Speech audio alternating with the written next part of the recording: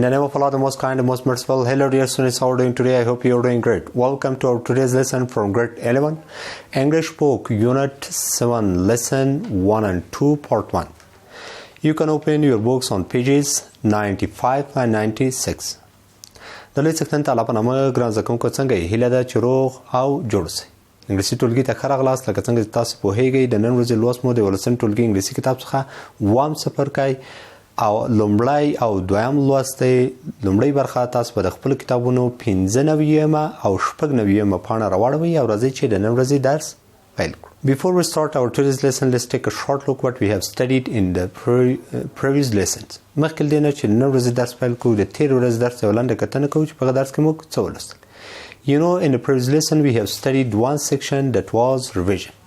لکه څنګه تاسو پوهیږئ د تېرې ورځې په درس کې مې یوه برخه ولوستل، هغه هم د ریویژن بیا کتنې یا تکرار برخه. د بیا کتنې تکرار په برخه کې څه پوه شو، موږ ته کلمې راکړل شوې وې چې دا کلمې مو ولوستلې او سم ځواب مو ورته په نښه کړ. چې کلمو دغه جملې موږ ته راکړل شوې وي، جملې به لولو او موږ هلته لاندې د جملو په اړه توضیحات ونو، موږ به سم توضیحات د جملو په اړه چې جملو سره مچ وکړي هغه مو انتخاب کړو. نو دې برخه کې موږ کورنۍ دنده هم درلوده ګران زده کوونکو چې یوه مقاله د پلار په هکله وه. نو هیله چې ټولو کورنۍ دنده لیکلي اماده یې کړئ. درس په وروستیو شیبو کې ګورم. لکه څنګه ګورئ رحیم جان څومره ښه کورنۍ دنده لیکلې او هره ورځ تاسو زه پوهېږم چې کورنۍ دنده ترسره کوئ. نو اماده اوسئ، درس په وروستیو شیبو کې مو کورنۍ دنده ګورم. زموږ د ملاتړ لپاره د بیګم اکاډمیک چینل له ځان سره سبسکرایب کړئ، بیا د شرنګنۍ تڼۍ کېکاږئ ترڅو زموږ ټولو درسي ویډیوګانو ته لاسرسی ولرئ او له هغو څخه برخمن شئ. My dear students, let's see what we would like to study in today's lesson. You know, in today's lesson we are going to study 3 sections. The first section is Introduction to Unit 7. The second section is Discussion. And the third section is Reading. نو اوس به د نن ورځې په درس کې لکه څنګه تاسو پوهېږئ 3 برخې لولو. لومړۍ برخه د اووم څپرکي پېژندنه، دویمه برخه ډسکشن بحث یا خبرې او دریمه برخه ریډینګ یا لوستل. دغه 3 برخې به د نن ورځې په درس کې لولو. Let's start our today's lesson. ښه راځئ چې د نن ورځې د درس موضوع پیل کړو. The first section is Introduction to Unit 7. لومړۍ برخه یې د اووم څپرکي پېژندنه. اویل هغه تیلو ته وایي یا نفتو ته ویل کېږي. نو راځئ چې په اووم څپرکي کې موږ څه لولو، دغه موضوعات به تکرار کړو، وګورو چې څه راغلي.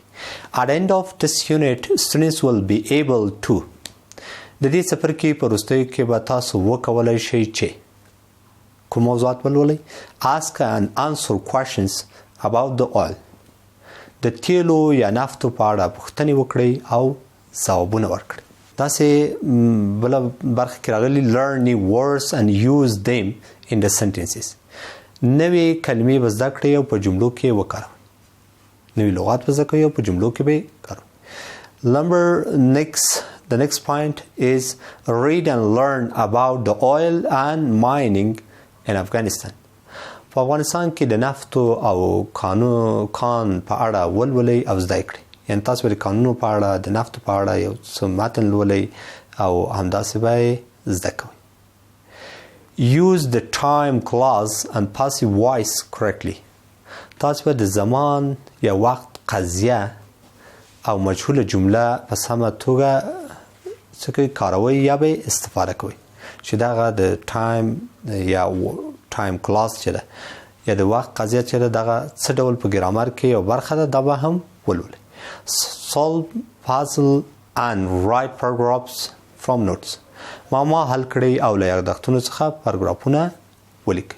ګران زده کوونکو دغه موضوعات دي چې د دې څپرکي تر وروستیو پورې به په مختلفو درسونو یا لوستونو کې موږ ولولو. My dear students, let's move on to the second section. In the second section, we are going to discuss about discussion. په دویم برخه کې موږ د بحث یا خبرې دی موضوع. بحث یا خبرې څه په اړه به موږ خبرې کوو؟ اویل د تیلو یا نفتو په اړه به خبرې کوو. راځي ګران زده کوونکو چې دلته څه ویلي په دې برخه کې ask and answer these questions دغه پوښتنې وکړئ او دوی پوښتنو ته ځوابونه ورکړئ. The first question is what is crude oil؟ خام نفت څه شی دی؟ دې پوښتنې ته به تاسو ځواب پیدا کوئ او کوم ځواب پیدا نه کړئ نو د دې راتلونکو درسونو کې به د دې پوښتنې ځواب هم پیدا کړئ. Question number 2. Where does crude oil come from؟ خام نفت له کوم ځای څخه لاسته راځي؟ هغه له کوم ځای څخه د خام نفت لاسته راوړو؟ آیا تاسو په اړه پوهیږئ؟ ښه راځئ چې ورشو درېیمه پوښتنه ولولو.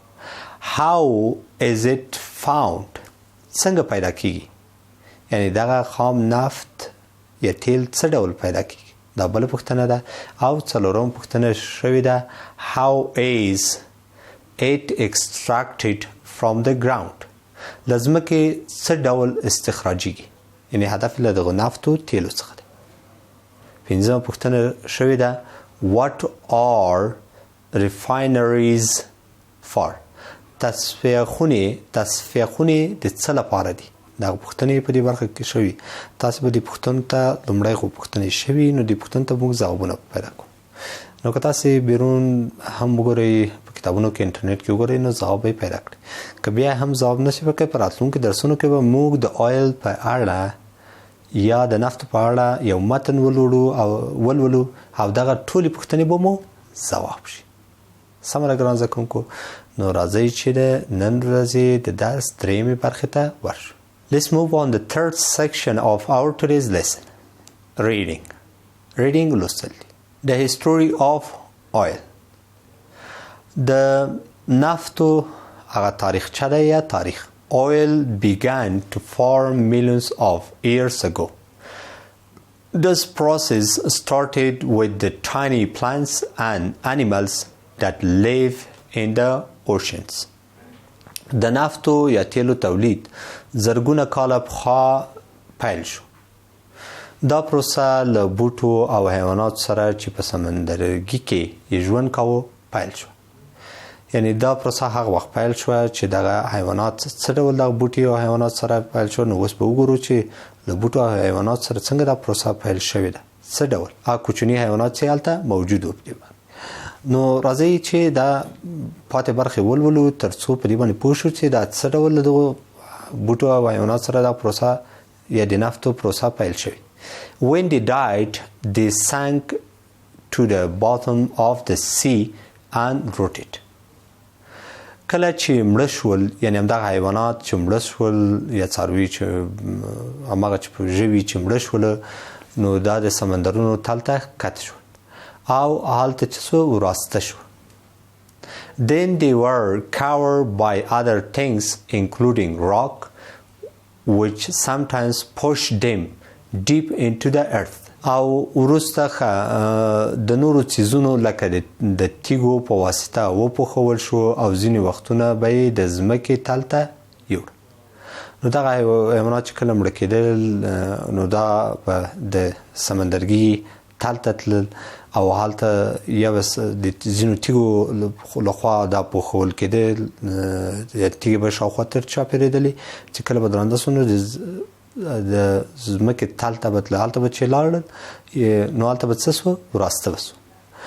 نو همداسې په دغه برخه کې ګران زده کوونکو لولو for millions of years the chemistry of those tiny animals and plants change.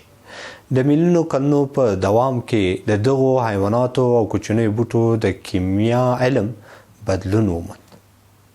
Hydrogen and carbon came together and made hydrocarbons. When that happened, oil and natural gas were formed. هایدروجن او کاربن سره ترکیب شول او هایدروجن کاربن یې جوړ کړ. کله چې دغه پیښه رامنځته شوه کله چې دا کار وشو نو د طبیعي ګازو بڼه یې غوره کړه. ښه ګران زده کوونکو تاسې دلته د نفتو یا د تیلو د تاریخچې په اړه لږ پوه شوئ. څه باندې پوه شوئ؟ په دې باندې پوه شوئ چې نفت چې دې زرګونه کالې دغه مخکې تولید پیل شو. دا پروسه داسې وه چې کوم بوټي او کوم حیوانات چې په سمندرګي کې هلته ژوند یې کاوه نو دغه پروسه له مغو سره پیل شوې ده. کله چې دوی مړه کېدل بیا دا به د سمندر کې غرق کېدل او همالته به خرابېدل. نو دغه شاوخوا به یې تیږې ترې چاپېرېدلې او ځینې وخت به دغه تیږو دا د ځمکې تل ته رسول یا به یې هلته ښکته کول. نو داسې مو هم ولوستل چې په زرګونه کاله له میلیونونو کالونو په دې خوا دغه د کیمیا علم چې د حیواناتو په اړه و د کوچنیو بوټو په اړه و د تغییر وموند. همداسې هایدروجن او کاربن سره یو ځای سو هایدروکاربن یې جوړ کړ. کله چې دا پېښه رامنځته شوه نو څه تر رامنځته شوه هلته دغه پېښې نه وروسته د طبیعي ګازو بڼه یې غوره کړه. دغه څه وو ګران زده کوونکو چې د نن ورځې په درس کې مو ولوستل. ښه ګران زده کوونکو اوس راځو ستاسو د پوښتنو وخت دی. که نو په دغه درې برخې مو ولوستلې که په دې برخه کې چې کوم ځای کې پوښتنه وي نو مهرباني وکړئ. ښه راځو رحیم جان ته. ښه ته پوښتنه لرئ کریم جان مهرباني وکړه. ښوونکیه د استراکت کلمه څه معنا لري؟ سمه ده ګران زده کوونکو ستاسو ټولګیوال پوښتنه وکړه چې د اکستراکت کلمه څه معنا لري. د اکستراکت کلمه استخراجول له ځمکې څخه بیرون راویستل معنا ورکوي. دا زیاتره د معدنونو کانونو لپاره موږ کاروو او چې له هغه څخه موږ یو څه راباسو، یا د تیلو څاګانو لپاره چې موږ تیل یا نفتي مواد له هغه څخه راباسو نو هغه ته به د اکستراکت کلمه تاسو کاروئ چې د استخراجولو او همداسې د بیرون ایستلو په معنا ده. نو ګران زده کوونکو هیله ده چې ټولې پوښتنې مو حل شوي او د نن ورځې درس مو زده کړی. که اوس آماده یې راځئ چې د نن ورځې درس لنډیز ته ورشو. Let's do a quick recap of our today's lesson. In today's lesson we have studied 3 sections. The first section was introduction to Unit 7. The second section was discussion and the last section was reading. د نن ورځې درس راټولو لنډیز ته راځو چې څه مو پکې ولوست. لکه څنګه تاسو په 3 برخې مو ولوستې. لومړۍ برخه د اووم څپرکي پیژندنه، دویمه برخه بحث یا خبرې او دریمه برخه لوستل. دا هغه څه دي چې د نن ورځې په درس کې مو ولوستل. نو په لومړۍ برخه کې په دې باندې پوه شو چې اووم څپرکي کې د اووم څپرکي په پیژندنه کې په دې پوه شو چې کوم موضوعات باید په اووم څپرکي کې ولوستل شي. تاسو ولته ټایم کلاس زده کوئ، نوي لغات به زده کوئ، همداسې معما به حل کوئ.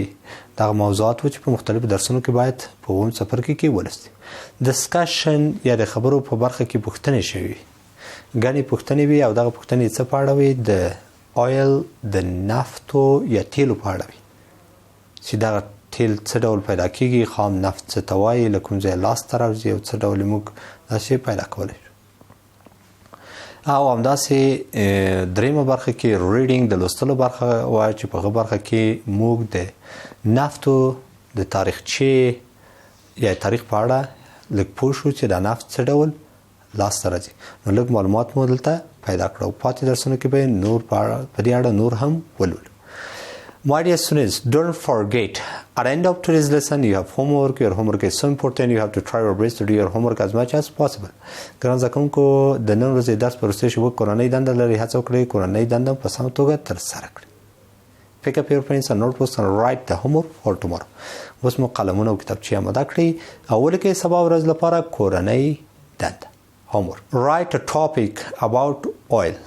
تاسو به د نفتو په اړه یو مقاله لیکئ. دا مقاله به څه ډول لیکئ؟ لومړی خو مو لږ تاریخ مو ولوست، نفت څه ډول لاسته راځي، ځینې پوښتنې هم شوي. نو کیدای شي تاسو انټرنیټ ته ورشئ، کتابونه وګورئ په دې اړه چې نفتي موادو په اړه معلومات ولري. نو یوه لنډه مقاله به لیکئ او سبا چې راغلی بیا ټولګي کې مو کورنۍ دنده چک کوم. سمه ده ګران زده کوونکو. ښه ګران زده کوونکو، لکه څنګه تاسو پوهېږئ هیله ده چې دغه نن ورځې درس درته ګټور تمام شوي او څه مو ترې زده کړي. نو تر راتلونکي درس مو په الله سپارم. په مخه د بل درس نه پیل وړاندې لنډه دمه اخلو.